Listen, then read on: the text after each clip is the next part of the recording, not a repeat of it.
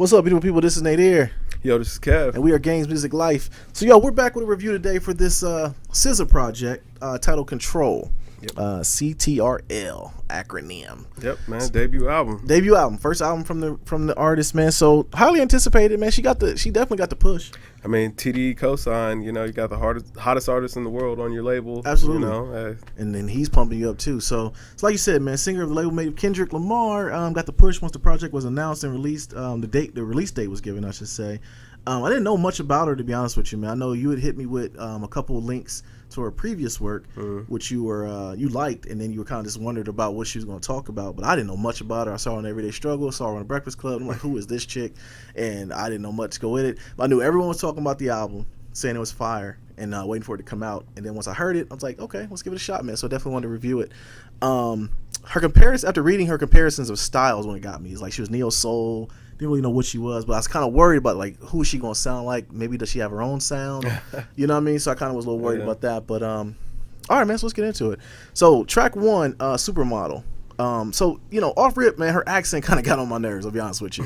But she is speaking some real stuff, man. The content grabs you and keeps you listening for the next crazy sentence, almost kind of like a story on Lifetime. Man, you're listening for the next thing to come up.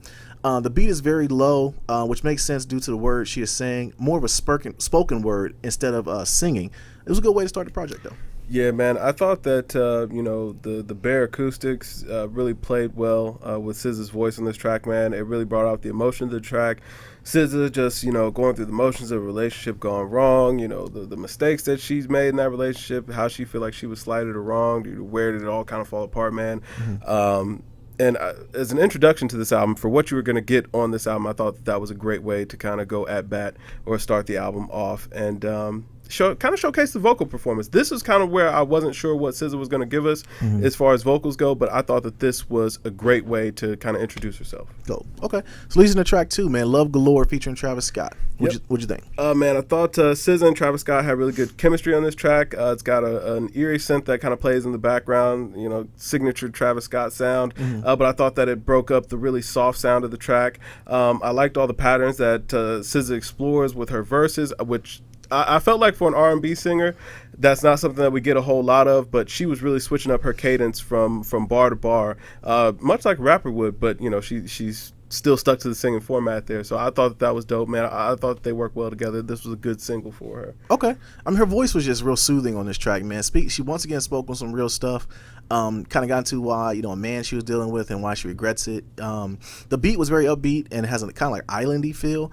The transition towards the end slows up and is definitely a good touch. Travis, matches her energy initially and then goes into full Travis Scott mode and bodies the track, in my opinion. It's a feel-good track, considering the circumstances, I should say. Yeah. But I thought it was a pretty dope track. All right, man. So leading to track three, Doves in the Wind featuring Kendrick Lamar. This beat and, SZA's voice, just kind of attack your eardrums in the first 5 seconds. As soon as it starts off. I immediately, started head nodding. I fell in love with the message. Label mate, Kendrick Lamar comes through and just does what Kendrick does. He bodies it as we know he is going to do that. There are some gems for young adults in this one, I will say. SZA is really, talking. She's talking some stuff on this track again, man. Light a candle. Just light a candle, put this song on for real. But what'd you think, bro? Man, first of all, I'm not sure why the song is named Doves in the Wind. I'm not sure where the correlation goes. It's kind of she explores physical attraction. I'll just kind of leave it at that. Yep. I did love the mellow, laid-back vibe with the really warm drums, that feeling that they provide to the track. Again, the beat sounded really scaled back, and I thought that it worked wonderfully here. Kendrick came in and wrecked the building. Man, I thought that was one of his better guest feature verses that I've heard probably since Thundercat, the Walk-On By track that they had there. So I enjoyed it, man. I thought it was a good offering there. Okay. All right, man. So leading to track four, Drew Barrymore. What'd you think? With it, man, track comes in. It's got a really dreamy vibe with some slightly washed out strings playing in the background. Again, I felt like SZA came in on fire with the vocals to the flow. So, again, she's not letting me down, man. She's keeping pace on this album. Okay. I mean, for this one, man, once again, man, the accent started getting on my nerves a little bit. But at about the midway point, I don't know if I got used to it or it went away. I don't know. So I just kind of was like, the midway point, I kind of got used to it. The beat, once again, is kind of an islandy feel, but upbeat. But definitely a good match for SZA's flow on the track. Decent song, but I didn't think it was really anything groundbreaking about this one. Okay. All right. So it goes into track 5, Prom. This is SZA's attempt, in my opinion, as like a pop feel. She pulls it off with very clean vocals, and she shows her vocal range on this one too. The beat, once again, is very upbeat, kind of a dreamy vibe. The ad libs and the background vocals really stand out on this one. If this one gets record played, this will be a hit. Like for real, it'll be a big shit.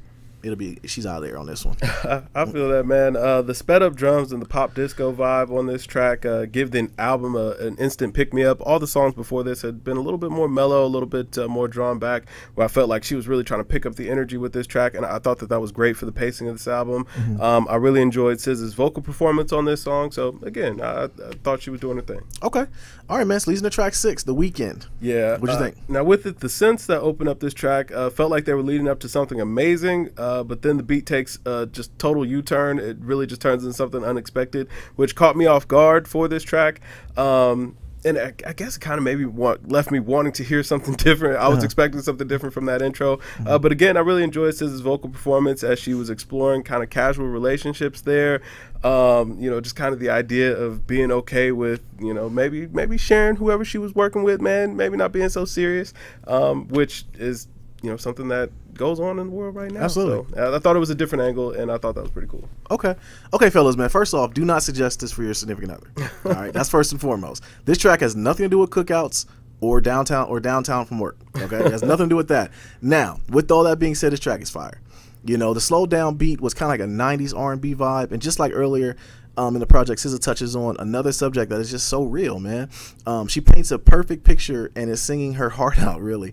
If I ever interviewed her, I would definitely want her to dive deep more into about this one, because this is something she's been through, and unfortunately, I think a lot of people have been through that one before. But I want her to go into it. But it was definitely a grown person's track, but it was dope. I feel like she talked about something that, in a way, she painted a vivid picture of stuff. Something like I said that goes on a lot, but people kind of just gloss over it a little bit, Yeah. So she got more in depth with it. So I definitely thought it was dope. All right, man. So it goes into track 7, Go Gina. The beat is not easy, vibe as past tracks, but it's still decent to listen to. Once she gets to the chorus, the tracks comes into form to me more. By the start of the second verse, I found myself definitely head nodding, almost like the track warmed up, like cooked food almost. And it's a short track, but I definitely rock with it. Yeah, I really like the old school vibe on this track, man, especially since it was, kind of making reference to Gina from Martin. I do kind of wish that since she was making those references to Gina from Martin, I wish that she maybe would have fleshed that idea out a little bit more. Maybe threw us a few more double entendres in there, man, a couple more references back to Gina, that whole thing. I felt like it was a cool idea, but she didn't explore it as much as I would have liked on this track. Gotcha. All right, man. So listening to track 8, Garden, Say It Like That. What'd you think? With it, I wasn't crazy about this beat, but I think SZA made the best of it. At this point in the album, for me, I'm starting to notice a lot of the styles being revisited as far as, her vocal performance and the patterns that she uses for her verses, which takes some of the punch out of the tracks for me, but I still didn't think it was a bad thing. Okay. I mean, the vocals made this one to me, man. SZA speaks to her man and sings to her need for him to give her that verbal satisfaction. She's digging in her vocal bag, I think, on this one too, and sounds kind of spirited. The beat is slowed down a bit, and the heavy bass hook I really liked on it. It seems like a sexy track. Ends with a conversation with SZA and her grandmother, which I found was very dope too. So I thought it was a very dope track. All right, man. So track 9, Broken Clocks. SZA lets us into her life on this one. I found she got a little bit personable and allowed the listener to into her head, and in a very smooth way. The beat matches her voice and is a very smooth beat. Once again, had a '90s R&B vibe, in my opinion, which I'm a fan of, so I rock with it. Yeah, now with it, this was kind of one of the lead singles that came out leading up to this album. And I ain't gonna lie, when I heard it, it caught me off guard, and I really didn't know what to expect from this album at this point. Being familiar with Z, her last project, and then hearing this, I didn't really know what direction she was going with, and honestly for me it sounded a bit basic compared to some of her other work. I can see why this track may have the most universal appeal because it's just very easy to digest, but I did kind of wish that she would have took more chances with this record. I mean, it's a pretty tune and all of that, but it's really surface level for what I expect from her. Gotcha. All right, so leading to track 10, Anything. What'd you think? With it, the flat digital drums on this track make the beat sound so awkward it's hard to kind of pay attention to much else. The beat sounds really messy, and I'm not sure that works so well, that it suits the album so well. I thought that SZA delivered, but the track was a little bit sloppy from the get-go, so it wasn't but so much she could actually do. Gotcha, man. I mean, I wasn't a fan of the beat. The cadence didn't seem to make sense as it kept stopping and starting. Each time I assumed it was, to elevate a certain vocal, but it never did. SZA, she sounded good on it, but at the 2:15 mark is when I think the track really kind of shows its fangs. Once it does, I wish the entire track was like this, and it kind of made me hate it a little bit, because I was like, at the 2:15 mark is kind of, I wish the whole track was like after that point. So, it was one I think that it was sloppily done, kind of like you said. So leaving on track 11, Wavy, Interlude, featuring James Fauntleroy. Short track, but a dope listen nonetheless. Maybe wish for an entire track from this one, man. James is both just rock and, to an upbeat track, and it was dope. I feel that, man. I think that this is a good break in the album, man. It allowed the sound to kind of reestablish its legs, where it was kind of venturing off there in the middle. I didn't really have much more to say about the track. It was cool, but it was just kind of a palate cleanser, if you would. Okay, so leads into track 12, Normal Girl. What'd you think? I think that this track returns to the really scaled back sound that was working so well for SZA in the beginning of this album, and again, it allows the song and the emotion to shine brightest on this track. So I thought that this was another song that was really picking this album up again. Okay, I mean, to piggyback here, I definitely feel that way, man. She got a little personable on this one too. Talk about Normal Girl and why she feels like she isn't, and what she could do to fit that role, I should say, and kind of an upbeat vibe, kind of island feel once again. I thought the track was dope.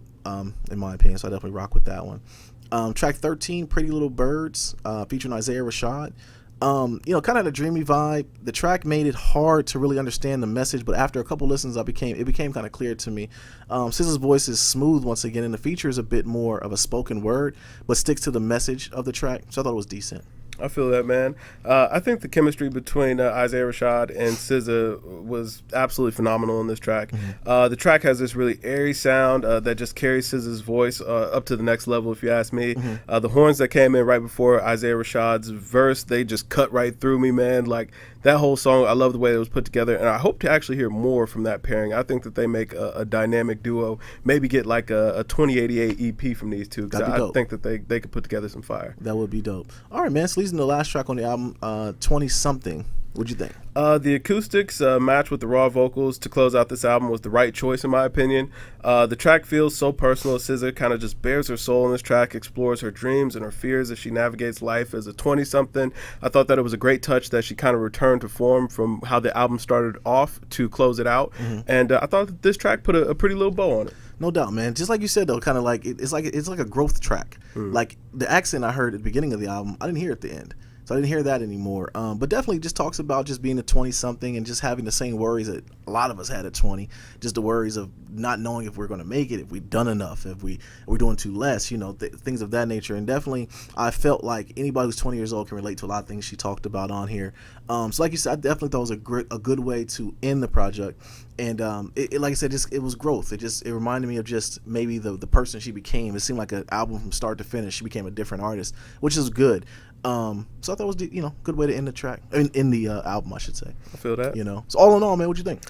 With it, man, I thought that this was pretty good for a debut album. I did expect something a little bit different from SZA. I'm not gonna lie, if I had to pick any main gripe about this album, it was that I thought that maybe she would venture deeper.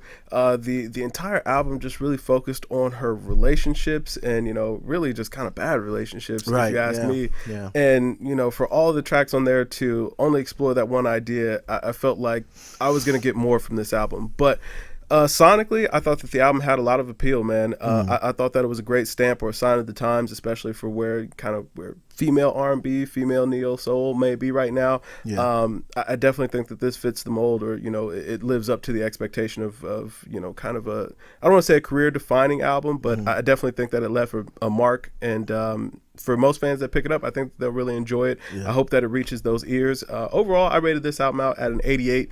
It had some high points and some low points for me. But I felt like the highs really outweighed the lows on this album, and definitely worth the spin. Gotcha.